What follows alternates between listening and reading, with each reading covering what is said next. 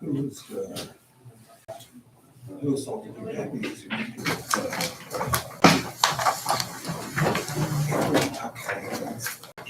Okay, good morning. Light crowd this morning. I'll declare a quorum and call the meeting to order. Rick, would you like to lead us in prayer? You've got another chapter. Oh, I'm sorry, didn't see you. Come on up, sir.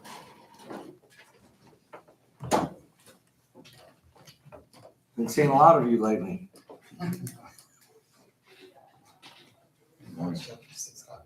I understand. Yes, sir. If I would come here today, we just ask everybody to have mercy on the fires, calm them down, be with the firefighters, be with everybody in this commission court, give them favor, where they make decisions on the stuff that we need done in our county. Lord, just be with us as we go through this day, Lord, and be with everybody going through this week. Please have no more fires. We get the rain we need, and everybody can make the right decision on what we need to do in this county about the fires. In Jesus' name, amen. Thank you. Thank you very much. Now get some more rest. He did. Let's see, recognition of special guests. We got the sheriff. I don't see any other elected officials. See Rick Phelps sitting out there. Good to have you back, Rick. And number 4, citizens' comments. I don't have any citizens signed up to speak. Number 5, consideration approval of agenda minutes from March 14, 2022. I'll entertain a motion.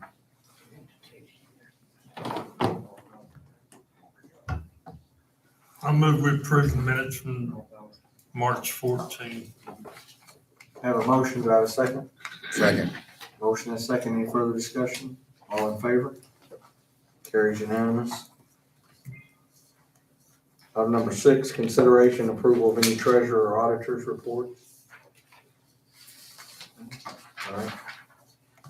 Number 7, consideration approval of appropriate action below. So 7A is Commissioner Kelton, consideration approval regarding the burn ban. I think that's a no-brainer, but It's a no-brainer this morning to me. I'm too tired to discuss it. It needs to stay in place. Yeah. Till we see some green grass and some significant rainfall, we're just gonna stay in the burn ban. supposed to have some pretty good thunderstorms around noon when I checked right before we walked in here.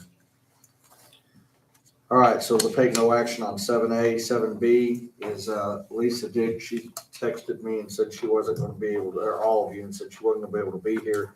I can read the latest results as of Friday. We have 4 active cases. I'm sorry, let me get closer to my microphone. 4 active cases in the county, and we are at 250 even deaths. Positive rate last checked was 52.1%, and of the 4 or 5 of those cases were new to this past week. So looking on this one doesn't show me the total vaccinated, but I believe we're still just under 50%. So that, here you go. So that takes no action. Is Matt here? He wanted on the agenda. He had to go over to jury selection, so he asked to be re-agended. Okay. All right, so we'll pass on item number 8C. It's in Charles. Item number 8D is in David is the sheriff. Consideration possible approval of action regarding sponsoring additional jail staff to attend the police academy. Good morning, everyone. Morning, Sheriff. If y'all recall, I was before y'all a few months ago getting permission to send one of my jailers into the academy. That is going extremely well. He's supposed to graduate next week. So is what I'd like to do is expand the program and send 2 jailers to an academy that's starting in April 11th when it starts. We get to indenture them for X number of years or long. Yeah, we're doing, I'm gonna work with not you anymore. Get a contract where they're gonna dedicate 2 years to us. Already have a verbal contract with Mr. Dice, who's in the academy. Where's this academy? Killeen, Central Texas College in Killeen. We're not putting them up down there, are we? Really? Ouch. But it's a lot, it's really a lot cheaper than we think. The academy's $275, And the dorm and meal plan is just over $3,700, so we've got $4,057 invested in each employee. I am requiring them to provide their own transportation. But here's what I would like to do. We've already interviewed 2 jailers. We got 2 perfect candidates to send to this academy if y'all approve it. So, is what I'd like to do is move their pay position from the jail to an actual law enforcement position, pay position, because I have 3 openings and no candidates at all. I mean, we're extremely in bad shape. So actually continue to pay them their jail salary, but be in the law enforcement position, minus any rank pay that they may be getting. Some may be sending a corporal or sergeant, so they'll get their current salary with the exception of their rank pay. And that salary's still gonna be cheaper than the $43,000 that a deputy would be making. So once they graduate the academy, then, pass their TCO license and we'll move them into the deputy position. But my budget, there's already in excess of $70,000 in my current budget because of openings we have on the patrol side. So there's plenty of money in my salary budget. They have dorms at the academy there? I didn't. This is gonna be on a case-by-case That's basis. solved Yes. 2 problems too. I mean, you help the employment card, you got the money, so it's, and it, to me, Right, and this- it's a no-brainer. Yeah, it's gonna help my recruiting for Yeah. jailers too, absolutely, for sure. I think it's a win-win for everybody, actually. Sounds like. Except for the jail staff, they're not real happy because I'm creating openings in the jail. Yeah, you have to feel You it. know, That they're gonna have to cover.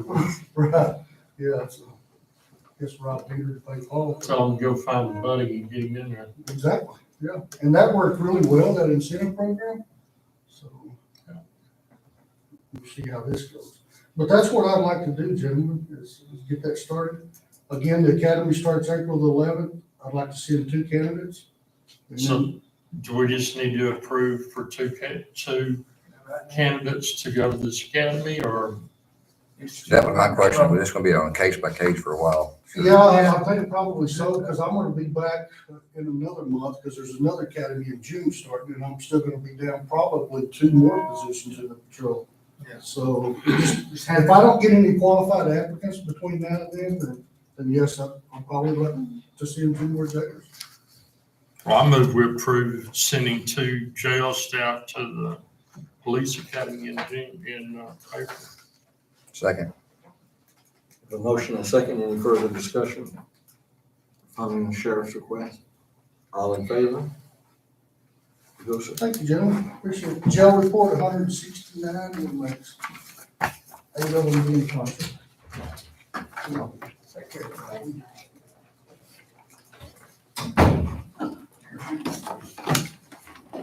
All right, item number 8 is consideration approval of payment of your bills as needed. You have them in front of you.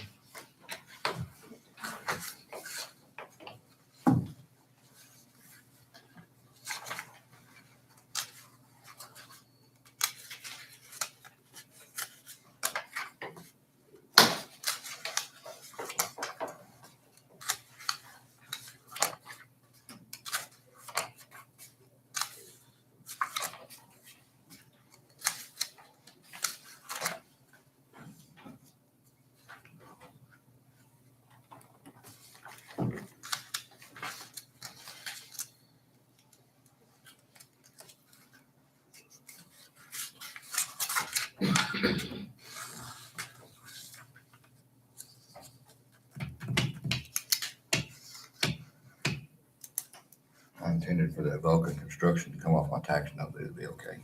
We can move it.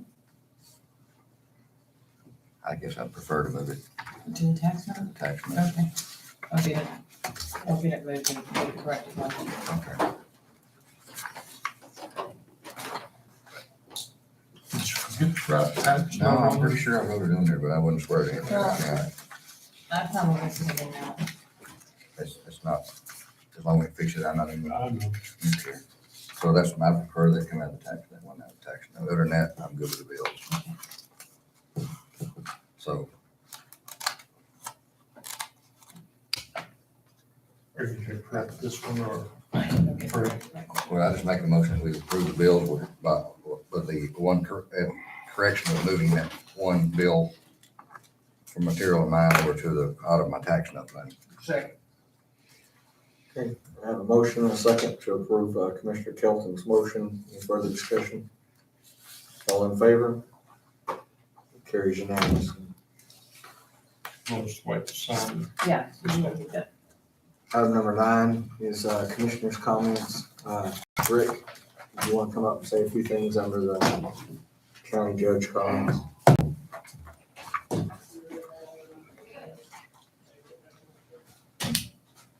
So I wanted to give you an update on what the chaplaincy team went through yesterday. First thing I want to say is that First United Methodist Church, those people are amazing. They opened their doors to us for a shelter last night.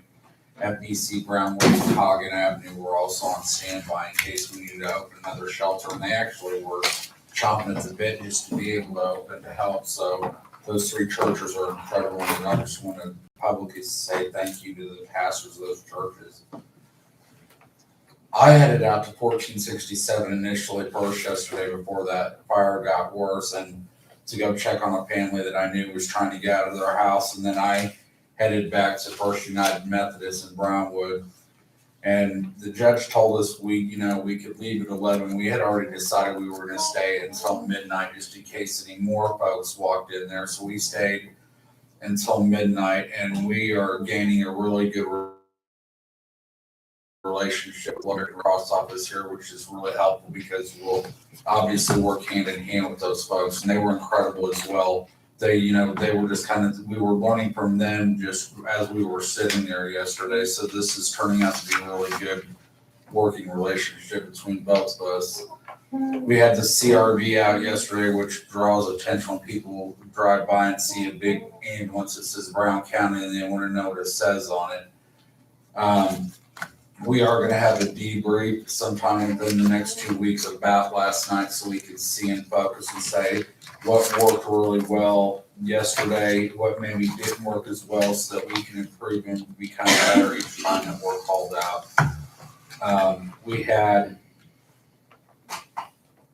there was 6 of us of the chaplains that were at the church yesterday, and we were all there the entire time with the exception of Judge Hogan, who had to leave because of that fatality accident. Unfortunately, that gentleman that was leaving Maine to evacuate that passed away in that accident.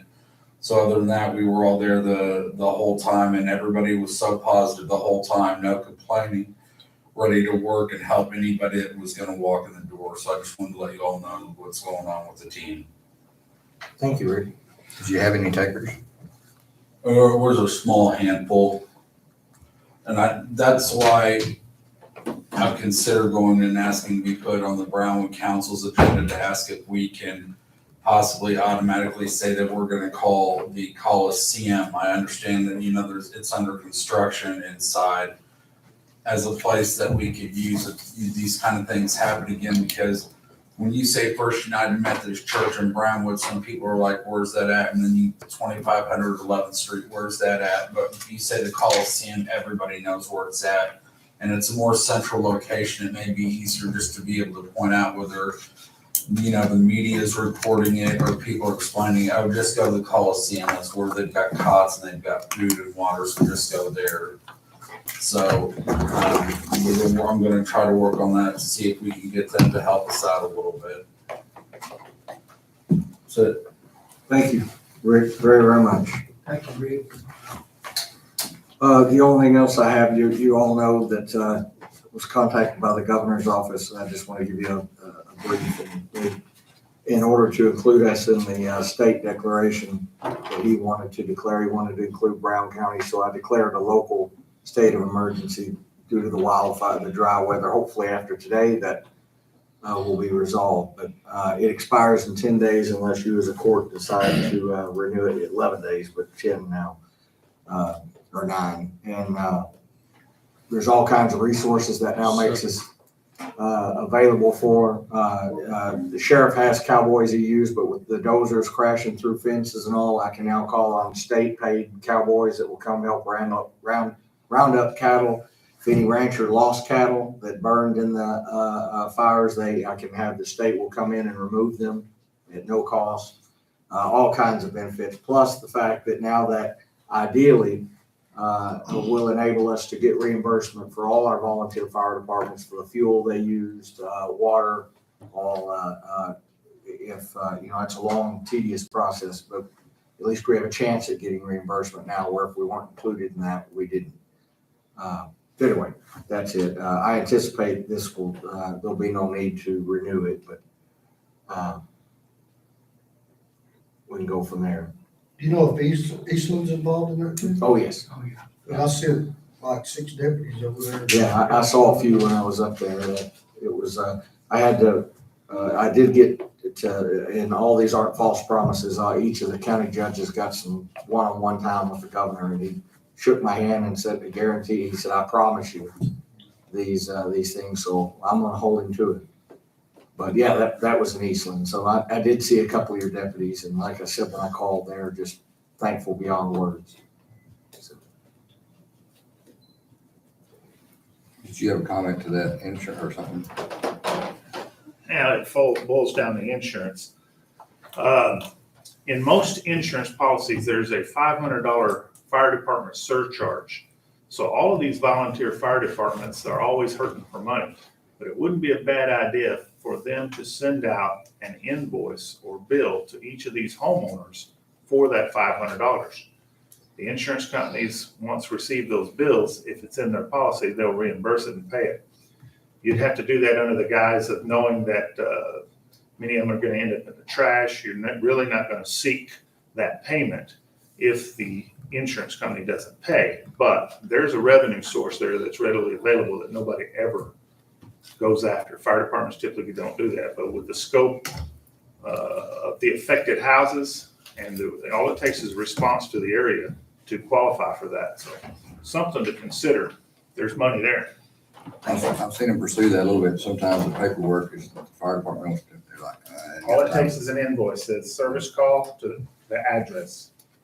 I've talked to a couple of fire chiefs about it, and some of them are reluctant because they don't want to send an invoice to someone's house. But, I've tried to, like you, I said, well, if you put a cover letter in there explaining that if you just give this to your insurance. Correct. And that it's not, they're not billing you out of your pocket. So, anyway, Right. I'll sure bring it up again. I have a comment. I want to ask a question on our insurance on the juveniles detention center. Did you get a response to that? Yes, and we did have Pat, you want to come on up? Actually, I asked Pat to liaison. He actually went over with the adjuster and everything. So we did get some quick actions done. Shortly after the meeting Monday, I went out to the Ron Jackson facility and took some pictures we got a tour of all the issues, places where there's full-size cinder blocks falling out of walls and stuff. And so it's pretty, where the insurance agent gets excited about very thin cracks. We had places, like I said, you practically climb inside the wall where stuff was missing. Then a couple days later, Stephanie had contacted the insurance company. I went out and met with the insurance guy. We walked through, and he took pictures. The damage, it is not a freshwater leak. It is a sewer drain leak that apparently has 2-3 collapses in the sewer drain line, and it's right down the center of the main hallway, and it's mainly affecting the structural integrity of the rooms to the right-hand side towards the end. And there's doors that won't shut or doors that won't open, inch and a half gap at one corner where the whole metal door casing is shifted and stuff. So it's pretty dramatic in some of the spots there. And the insurance guy, he took a lot of pictures. He is talking about getting a structural engineer to come out and take a look at it and get a report back as to what all it's going to take to do the repairs there. We also went out to the sheriff's office, and the issue with the water coming into the offices on the left side of the property, I believe there's roof drains across the top dumping down, and then there's roof drains that drop down and shoot out the bottom.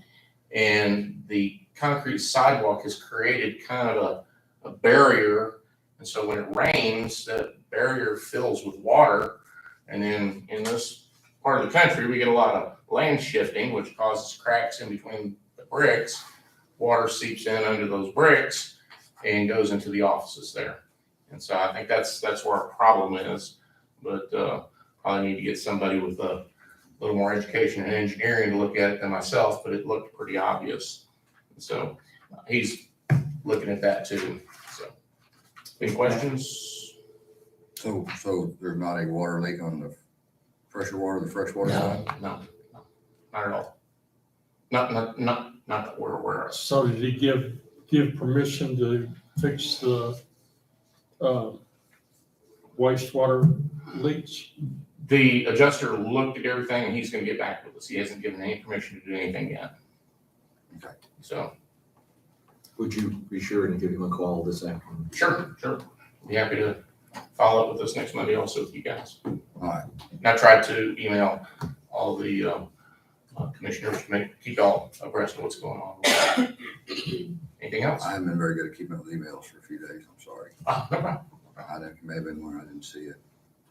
It was a little too long for a text message. He sent pictures of what he's talking about. I didn't open it up. Yeah. I'm sorry. All right, thank you. I got one other issue. So you're my county attorney, right? At 12:30 this morning or last night, however you want to say it, running back and forth to the fire, taking care of some issues there in town on the water system and all, and I ran nearly out of fuel. I went to the county barn and put 10 gallons of county fuel in my personal truck. What do I need to do to rectify that? I'm just saying. Where's Vance? Wait. I just want to say, what's the proper procedure for that? We'll take that care of it. Because I was in desperation. It was a declared emergency. And there was no other fuel available. Emergency type deal. That's right. You've made us aware of it, so we'll fix Well, I just want to make sure. Yeah. Above board, somebody saw me getting fuel down there and they know what happened and why. I was gonna add on that also, on the first fire Thursday night, I guess it was, I bought 20 pizzas for all the firemen, because we didn't have enough donated food. I've already made the auditor's office aware of it. We should be able to get state reimbursement for it, but I just wanted to let. And we gave away fuel also to other fire departments during that fire out of the county truck. That was on Thursday night. Also, I don't know exactly, because we put 75 gallons in our tank on the back of the truck and put some in this fire truck and that fire truck during the night. I can't tell you where they went. I can't remember whose truck we put them in fire trucks, but. That's up to you as commissioner. Well, I'm just saying, that's kind of what went on the fuel, but the 10 gallons put in my personal truck. That was. Daryl's at home asleep, but In a situation I didn't have. you know, that tank y'all suggested he put in the back that is unleaded in his truck, he ran that thing dry I don't know how many times, and we have no idea what trucks it went into and where, but he did keep up with how much it was, so. That runs the fuel that runs the generators on Yeah, he was furnishing gasoline. Do you want to give us a short update on the fires? Or are you too Well, tired to tell us? the one in May, the one on north, let me start over. The one that started in May and went across into Eastland and Comanche County. I think they said there's 8,600 acres total on that one. It was, it was contained finally there, but it was still some stuff burning in there in the middle even as of yesterday before all this came in. But there was some livestock lost. There's some stuff unaccounted for yet. There's several homes destroyed and quite a few other outbuildings. They're still assessing that. Anderson was back in town. We met today, Saturday morning, down there. Red Cross was actually out doing some evaluations, going around and looking through stuff. There's a vet team in Eastland County that's offered anybody that has injured animals. There's a Central Texas Fire Relief bunch on Facebook page that's furnishing hay. This is amazing amount of grassroots things that are going on, helping these people. Talking about moving cattle. There was a string of trailers up there last night. Scott Anderson was there. 20 or 30 pickups and trailers up there waiting to help people haul cattle out of the fire's way. Taking to some of them got hauled to Brownwood. I've got 30 bales of hay currently sitting at the May Rodeo Arena that was donated from out of town, inside of Richard Springs area. I've got another 12 that came to people locally was actually distributed straight to some people's individual places. And it's still an ongoing need to figure out what's going on that fire. That was what they call the open fire. The fire started yesterday, started in precinct 3. I understand near Harold O's house. I can't remember exactly where It's it's right there on the 3:30. Buffalo Spring Ranch. Whatever. So it crossed 1467 So, about a mile and a half west where County Road 478 intersects that road. And you come up there and burned across there, got into the wildlife, the Muse Wildlife Refuge. And it got on some private property there, and it was heading pretty much northwest. The wind's up anyway, so headed toward May and off to that direction. So and it was moving pretty quick. But it got up there in that real rough country and kind of stalled out, and the winds kept changing. All that kind of circled back and stayed in that corner. As of 5 this morning, it was still in that corner up there, and it was still west of 478, and it was still south of County Road 477, boxed up in that corner, and they had it contained.